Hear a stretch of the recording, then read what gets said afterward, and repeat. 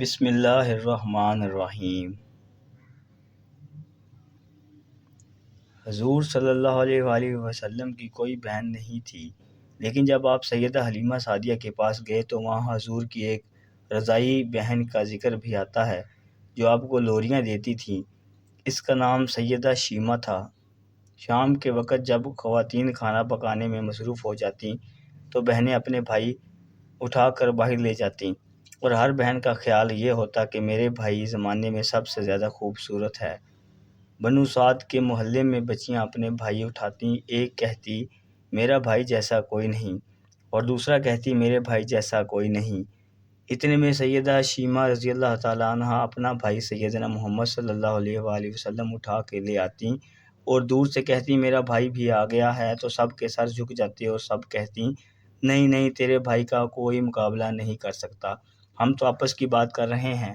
ابن حشم سیرت کی سب سے پہلی کتاب ہے، اسی میں یہ واقعہ لکھا ہے کہ سیدہ شیمہ رضی اللہ تعالیٰ عنہ حضور صلی اللہ علیہ وآلہ وسلم کو اپنی گود میں لے کے سمیٹتیں اور پھر جھومتیں اور پھر وہ لوری دیتیں اور لوری کے الفاظ بھی لکھ دیے جس کا ترجمہ ہے اے ہمارے رب، میرے بھائی محمد صلی اللہ علیہ وسلم کو سلامت رکھنا، آج یہ پالنے میں بچوں کا سردار ہے، کل وہ نوجوانوں کا بھی سردار ہوگا، اور پھر جھوم جاتی۔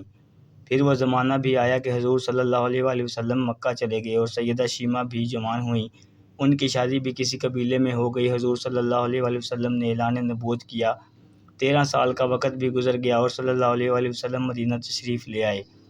جب غزوات کا سلسلہ شروع ہوا تو جس قبیلے میں سیدہ شیمہ کی شادی ہوئی تھی، اس قبیلے کے ساتھی مسلمانوں کا ٹکراؤ ہو گیا۔ اللہ رب العزت نے مسلمانوں کو فتح عطا کر دی تو اس قبیلے کے چند لوگ صحابہ اکرام کے ہاتھوں گرفتار ہو کر قید کر دیے گئے۔ تب وہ لوگ اپنے قیدیوں کو چھڑانے کے لیے فدیہ جمع کرنے لگے۔ قبیلے کے سردار بھی گھر گھر جا کر رقم جمع کر رہے تھے۔ چلتے چلتے وہ سیدہ شیمہ رضی اللہ تعالیٰ عنہ کے گھر پہنچ گئے، جو کہ اپنی عمر کا ایک خاصا حصہ گزار چکی تھی۔ کہنے لگے اتنا حصہ آپ کا بھی آتا ہے؟ سیدہ شیمہ رضی اللہ تعالیٰ عنہ نے کہا حصہ کس لیے؟ لوگوں نے کہا جو لڑائی ہوئی ہے اور اس میں ہمارے آدمی گرفتار ہو چکے ہیں۔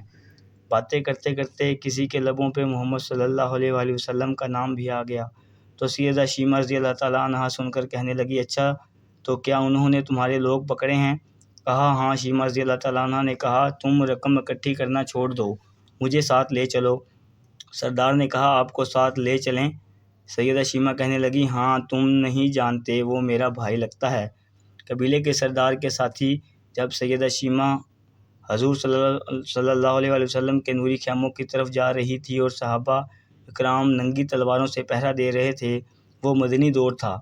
شیمہ قوم کے سرداروں کے ساتھ جب آگے بڑھنے لگیں تو صحابہ نے تلواریں سونتیں اور پکار اور دیہاتی لوگ رک جا، دیکھتی نہیں آگے کوچہ رسول صلی اللہ علیہ وآلہ وسلم ہے، آگے بغیر اذن کے جبرائیل بھی نہیں جا سکتے، تم کون ہو؟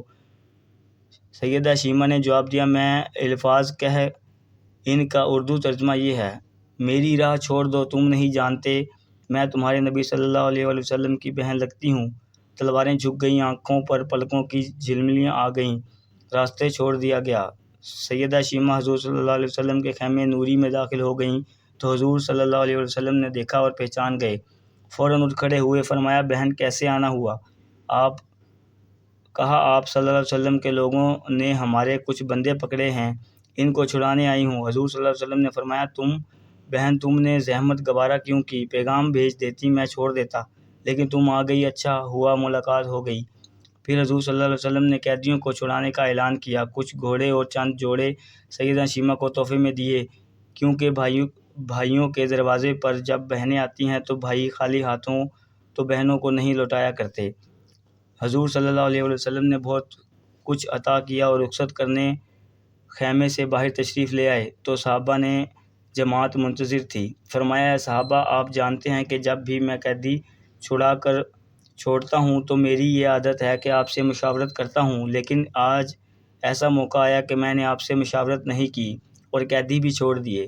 صحابہ نے عرض کیا کہ رسول صلی اللہ علیہ وسلم مشاورت کیوں نہیں کی؟ ارشاد تو فرمائیں۔ فرمایا آج میرے دروازے پر میری بہن آئی تھی۔ سبحان اللہ، جزاک اللہ۔ اللہ پاک ہمیں بھی عمل کی توفیق دے، آمین۔